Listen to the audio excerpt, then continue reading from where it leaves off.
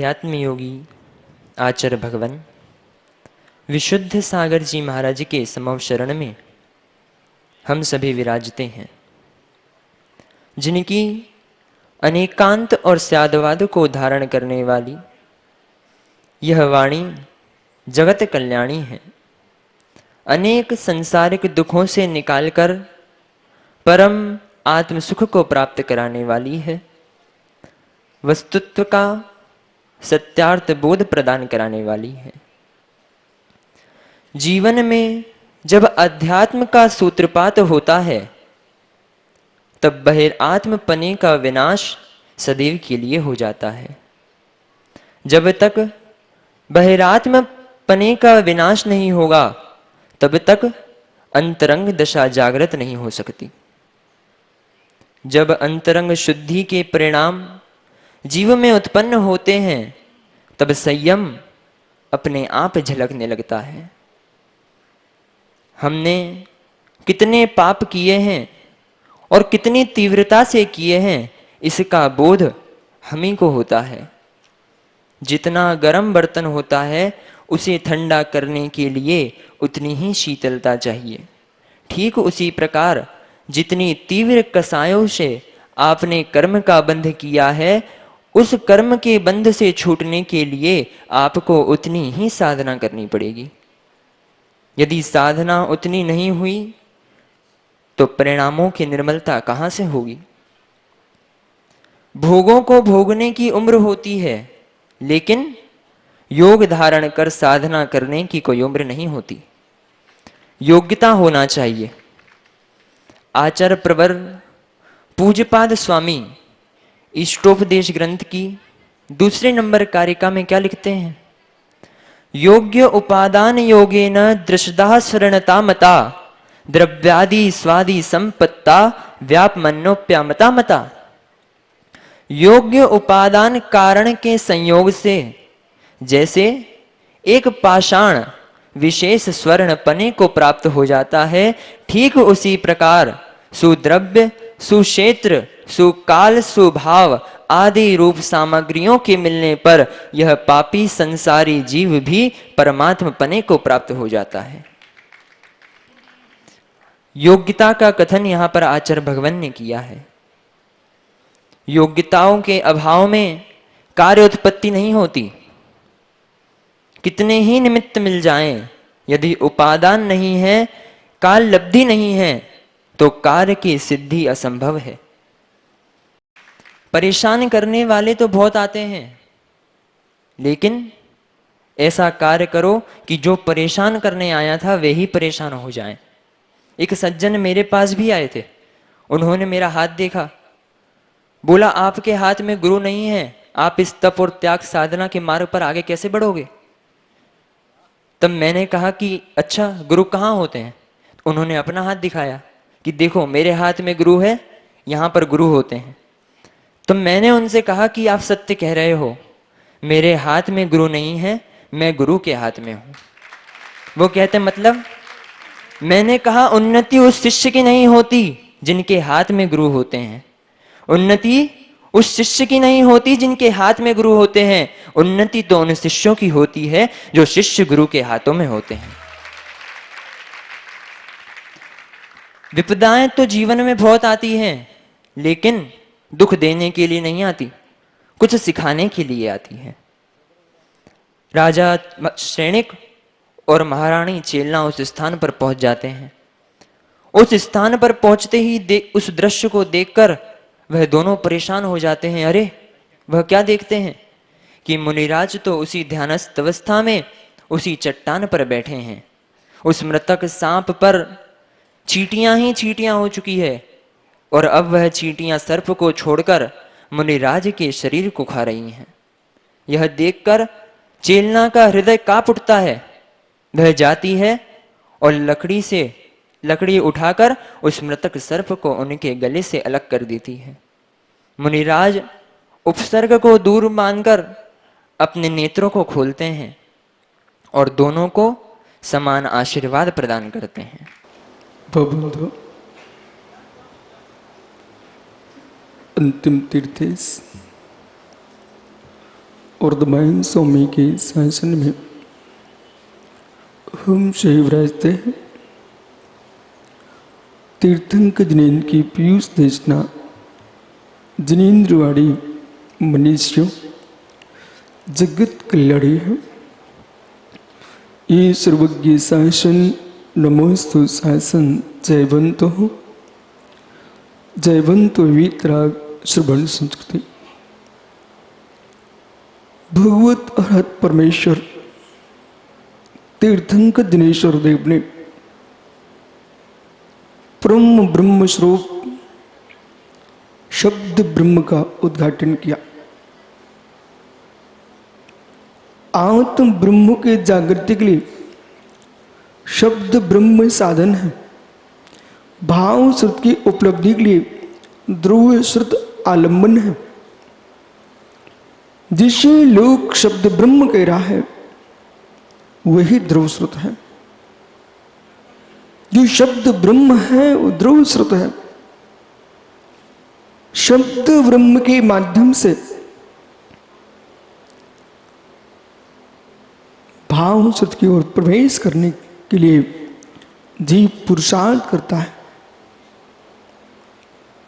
क्यों प्रभु की देशना तीर्थंकर भगवान ने कहा सनातन काल से कथन किया था कि श्रेणी, सुनिए ध्यान से, श्रेणी की आरोहण से मोक्ष मिलता है। देखना महावीर भैया, श्रेणी के आरोहण से मोक्ष मिलता है। लेकिन मैंने कहा आपसे कि गंगा तो हिमालय से निकल रही थी और मेरे मित्र कैलाशपति भगवान विष्णुदेव जिस कैलाश पर्वत पर ध्यानारूढ़ थे वहां से निकल रही थी गंगा। गंगा निकलते निकलते जब कानपुर में आई मित्र तो रक्त रंजित होने लग गई। तुम्हारे द्वारे से निकली गंगा है मित्र, किसी ने सोच का शरीर धो लिया, किसी ने मुख का कुल्ला कर लिया। गंगा तो स्वच्छ ही निकली थी।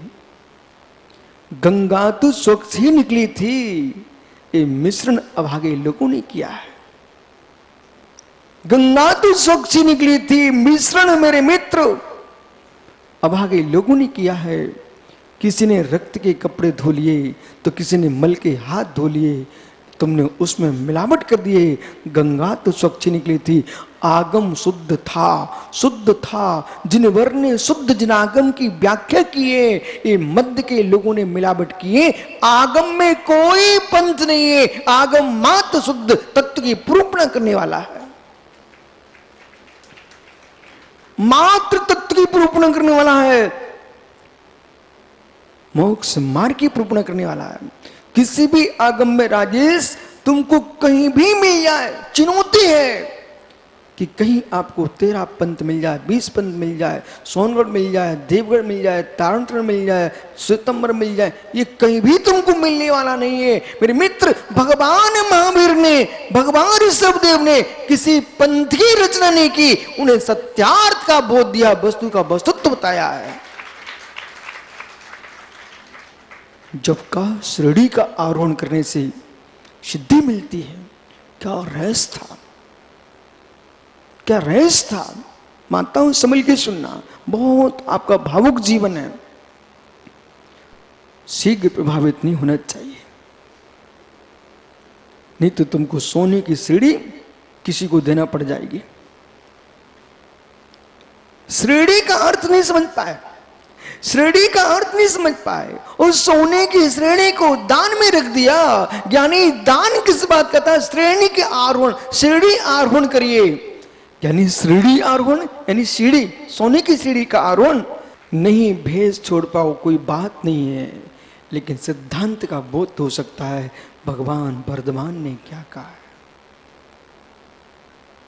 और जितने दिन तक नरेंद्र भैया आपकी अध्यक्षता में ये छत्तीसगढ़ को सौभाग्य जो मिला है, मेरा मन कहता है रंग मंच का मंच कम बनाया जाए, तत्व की प्रूपणा मंच पर हो, जितने साधु संत हैं सबके उपदेश कराना। और मेरे मित्र ऐसा भाव रखना, ऐसा भाव रखना, क्योंकि मुझे मालूम है तुम प्रचार प्रसार में संलग्न हो। वो प्रचार प्रसार में जो नहीं भी पहुंच पाए, वे घर बैठे भगवान महावीर की देशना सुनाए। लोगों को लगना चाहिए कि जैसे बेणु नदी के तट पर अरहत बलि स्वामी के चरण सानिध्य में यति सम्मेलन हुआ था, उसका प्रारंभ आचार्य विराग सागर ने पुणे किया है। मित्र, आज वो पथरिया की मिट्टी पर यदि यति सम्मेलन करने जा रहे हो तो मित्र, रंगमंच महिलाओं के नृत्य नहीं, जिनवाणी का वाचन चाहिए। इसलिए राजेश, थोड़ा उनके लिए समय दे देना, लेकिन सबसे कहना गुरुजी से प्रार्थना कर लेना मेरी तरफ से कि ऐसा संदेश पहुंचे पूरे देश में, न श्री की प्रीति हो, न स्त्री की प्रीति हो, श्री जी की वाणी की प्रीति हो। फिर पुनः याद आए एक बार कि बीतरागी श्रमणों का समूह का विराजमान होना भगवान शिव मंदिर के केवल ज्ञान में झलकेगा। अहो, श्रावक कहेंगे, अहो ये श्रेणी है स्वर्ग की। श्रावक कहेंगे ये श्रेणी है स्वर्ग की, ये श्रेणी है मोक्ष की। मेरे मित्र, सोने की श्रेणी को नहीं कहा था कि इसका दान दो तो तुम बैकुंठ चले जाओगे। अरे श्रेणी आरोहण गुलिस्तान की श्रेणी पर चढ़ोगे तो तुम मेरे मित्र सिद्धालय में पहुंच जाओगे। एक एक मुनिराज मालूम, सभी आचार्य विराग सागर ने अपने शिष्यों को इतना योग्य करके रखा है, हर साधक के श्री मुख से बागेश्वरी जिनवाणी बिखरती है, इस सारे देश के समाज को एक साथ सुनने को मिलेगी। ऐसा ही हो, यानी ऐसा ही हो। आप तो नहीं कह पाओगे, मेरी तरफ से प्रार्थना करना ना, आप तो ऐसा ही हो। विद्वानों के मुख से तत्व निकले, श्रवणों के मुख से तत्व निकले, क्योंकि श्रवणों की संगोष्ठी, श्रवणों का सम्मेलन है। ये मेरे मित्र परिचय सम्मेलन नहीं है किसी दंपत्ति के लिए, ये परिचय सम्मेलन नहीं है मेरे मित्र गृहस्थी के लिए, ये परिचय सम्मेलन। वहां पर पंडित जी जिनवाणी की भी स्थापना होती है नए मंदिर में, तो मित्र नए भवन में गौ का प्रवेश यानी जिनवाणी का प्रवेश। ऐसे ही श्रेणी आरोहण का उद्देश्य क्या था? श्रेणी आरोहण का उद्देश्य क्या था कि मिथ्या, सासादन, मिश्र, अवरे सम्यदृष्टि, देशवृत्ति, प्रमत्त गुणस्थान, अप्रमत्त गुणस्थान, अपूर्वकरण, अनुवृत्तिकरण, सूक्ष्मप्राय, उपशांत मोह, क्षीण मोह, संयोग केवली, अयोग केवली, ये 14 सीढ़ियां हैं। इन सीढ़ियों पर पहुंच जाएगा, जीव सिद्ध गति को प्राप्त कर लेगा। इसलिए श्रेणी आरोहण होना चाहिए। फिर बचिया क्यों? अरे बचिया गौ गौ गौ, जब तक जीव मरणासन अवस्था में जिनवाणी नहीं सुनेगा, मेरे मित्र बचिया की पूंछ नहीं पकड़ना थी, जिनवाणी सुना देते उसका कल्याण हो जाता। गंगा तो हिमालय से पवित्र निकली है, पर क्या करूं, बीच में लोगों ने मुर्दे बहा दिए तो गंगा क्या करे।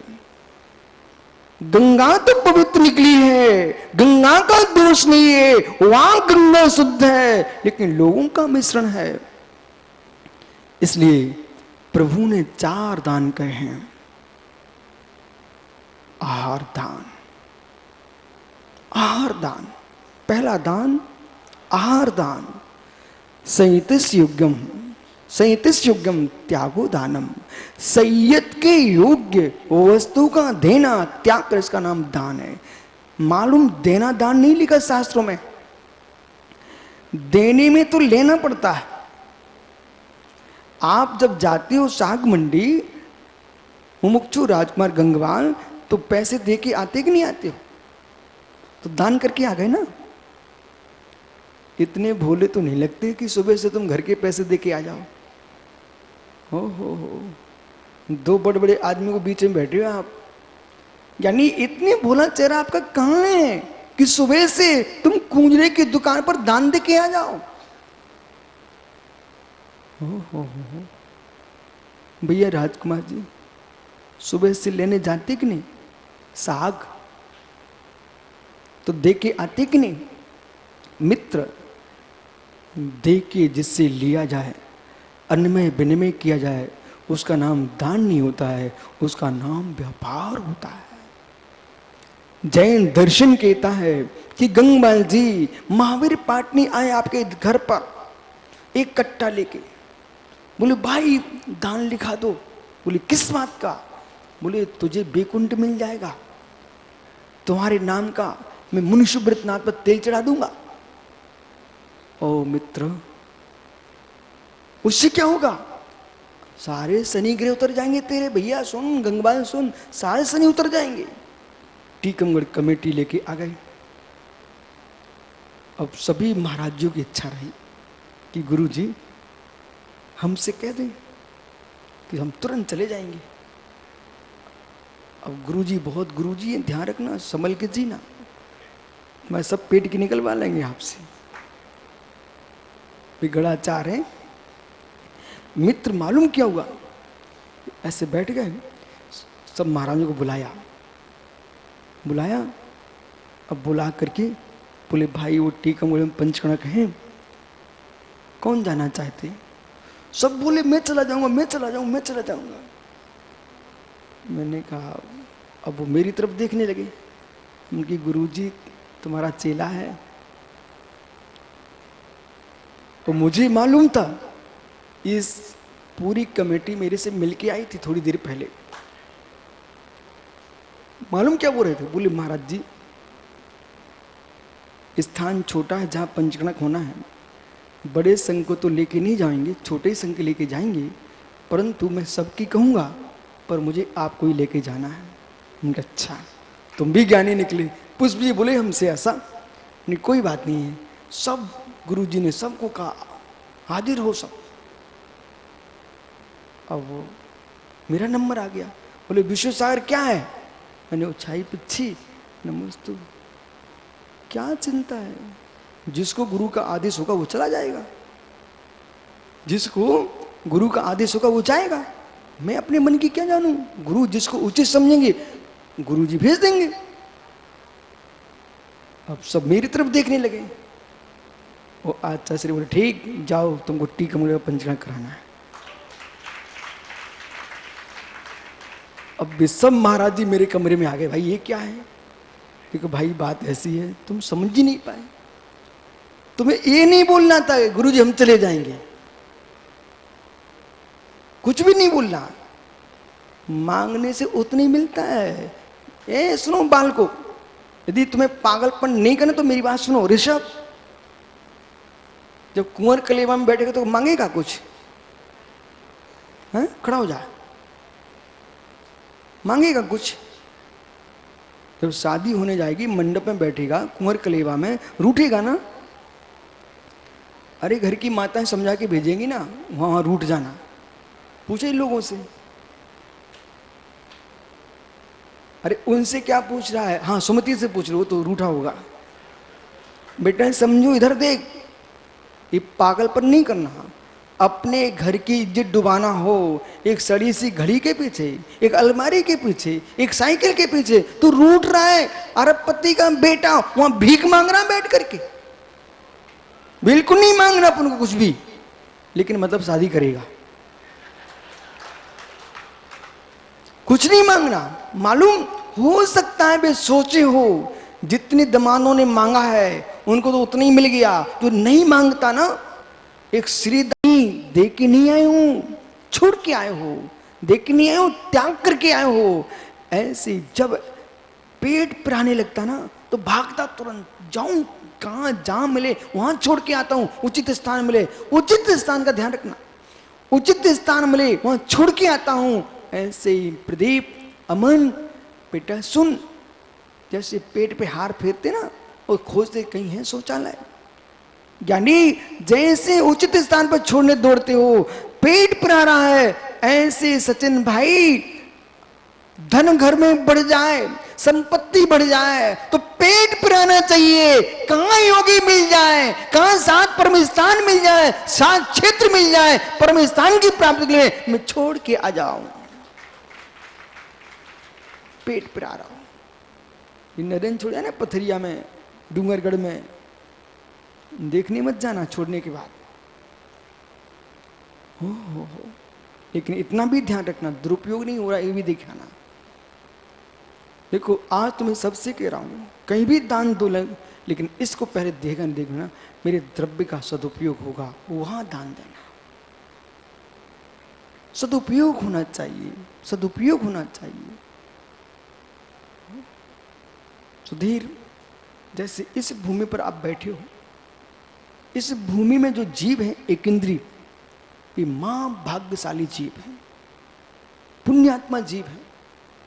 मतलब अड़ोस पड़ोस में संडासे बने हैं, लोगों के मकान बने हैं, आज तक यहाँ मकान नहीं बन पाए। बोले क्यों? क्योंकि यहाँ के जीव पुण्यात्मा हैं। बोले यहाँ कोई का मल नहीं गिरेगा, यहाँ जिनवाणी बरसेगी। यहां तक कि आपके घर के कमरे जो है ना, उनमें भी अंतर मिलेगा आपको। एक कमरे में तुम तस्वीरें रखे हो, जिनवाणी रखे हुए हो, उतने स्थान का पुण्य तेज है, पुण्य तेज है। रसोई घर, चौका, जहां पर मित्र बाकी जगह क्या क्या पड़ा हुआ है, वहां दिगंबर मुनि खड़े हुए हैं। आहार दान देते समय, आहार दान देते, पहला दान आहार दान देते समय मित्र, जैसे हमारे प्रतिष्ठा ग्रंथ में लिखा है, कोई प्रतिष्ठाचार आपको मिले तो उससे पूछ लेना, अजित आए तो उससे पूछ लेना कि प्रतिष्ठाचार के आगे लिखा तो आचार। सोनू, प्रतिष्ठाचार के आगे लिखा होता आचार। उसको उस समय जब प्रतिष्ठा का श्री पल ले, उसको आचार जैसा आचरण करना चाहिए।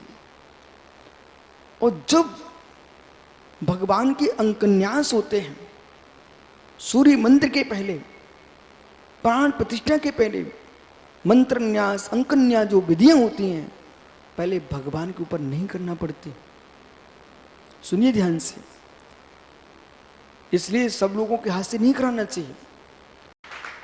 धन्य आज के इन रायपुर के और देश के बालकों के लिए, शिशुओं के लिए, मित्र जिनका बच्चा छोटा सा मां करी महाराज नमोकार सुना दो। क्या भाग्यवान बच्चा है जो जन्म से गुरु के मुख से नमोकार सुन रहा है। और आज नन्हे बच्चे, ये मित्र 8 बरस के हुए, पहले गुरु के आहार देने आ गए हैं। बेटा तुम टोडरमल दौलतराम जैसे पंडितों से तुम ज्यादा पुण्यात्मा हो। उन बेचारे विद्वानों को दिगंबर मुनि के दर्शन नहीं हुए और तुम आहार दे रहे हो। वेदन किया करो कि जब हम अपने गेट पर खड़े हैं महावीर भैया, उसमें निर्णय करो, भरत चक्रवर्ती ऐसे अपने द्वार पर खड़ा द्वारापेक्षण कर रहा होगा। यानी तब आनंद की लहरें आती हैं। जब हमारे सामने गुरु खड़े हो जाते हैं, तब तो मालूम सारी विभूति सामने खड़ी हो जाती है। विराजो ज्ञानियों, दान दे मन। हाँ, ऐसा मत करना भाई, अब गांव में महाराज जी आ गए, कोई तो देखेगा नहीं, हमें ही चौका लगाना पड़ेगा। अरे अपने अभाग्य को दूसरे को घर क्यों भेजूं? रारा भाई कैलाश सुराग्नि ज्ञानी, ऐसा नहीं है कि घर में संपत्ति आए तुम देने जाओगे कि देव कुमार जी आप ले जाओ। जिस नगर में साधु पधारे, जिस मोहल्ले में साधु पधारे और मोहल्ले वाले कहें देव कुमार जी हमारे यहाँ व्यवस्था नहीं बन रही, आप तुम ले जाओ, मालवीय रोड ले जाओ तुम मित्र, और मालवीय रोड कहें तो भापाड़ी ले जाओ, तब कहना मित्र ऐसे हम ले जा रहे हैं। जब घर में संपत्ति आ रही हो और क्या देना भैया, ले जाओ। ज्ञानी पुद्गल के टुकड़े किस काम के, ये 3 लोग के नाथ दिगंत गुरु तुम्हारे घर में पधारे, वो अपना अवसर दूसरे को क्यों देंगे हम? विराजो ज्ञानियों, समय औषध, आहार औषध। सुधीर अवसर मिला है, कहेंगे जिनेंद्र भैया, स्वरूपचंद जी मित्र, इन शिवरार्थियों की खूब सेवा करना। अवसर मिला है, अवसर मिला है। माँ सहारियों को अनेक बार तुमने दवाएं दी हैं, इस साधकों को दवाई दोगे तो सिद्ध बनोगे, ऐसा शरीर पाओगे जिसमें सुगंध छड़ेगी। ज्ञानियों, जीवन में जब आवश्यकता पड़े तो योगियों को, पर ऐसा नहीं सुधीर बोले महाराज जी हमने दवाई बनाई है, हम सुधीर बाकलीवाल के चौके में खड़े होंगे, आप वहां आ जाना। मित्र, ऐसी दवाई मत खिलाना, उससे तो बिना दवाई के ही स्वस्थ है। दवाई देना हो तो दवाई देना, दवाई दवाई दवाई दबा के देना। आपने हल्ला मचा दिया, बोले महाराज जी बीमार हैं, हमने वहां दवाई काढ़ा बनवाया है, वहां पर महाराज जी को लेकर आया ना, उनकी दवाई चलेगी। मित्र, औषधि दान का प्रभाव देखो, नारायण कृष्ण तीर्थंकर भगवान बनेंगे। मालूम, मुनिराज का स्वास्थ्य खराब हो गया। ऐसा नहीं है कि भाई हमने दवाई बनाई है अब तुम घूम पर, यार तो पुनः चर्चा करूंगा। घड़ी के कांटे खिसक जाते हैं, कोई टेंशन मत लो, लेकिन अपना जीवन का कांटा व्यर्थ नहीं जाना चाहिए।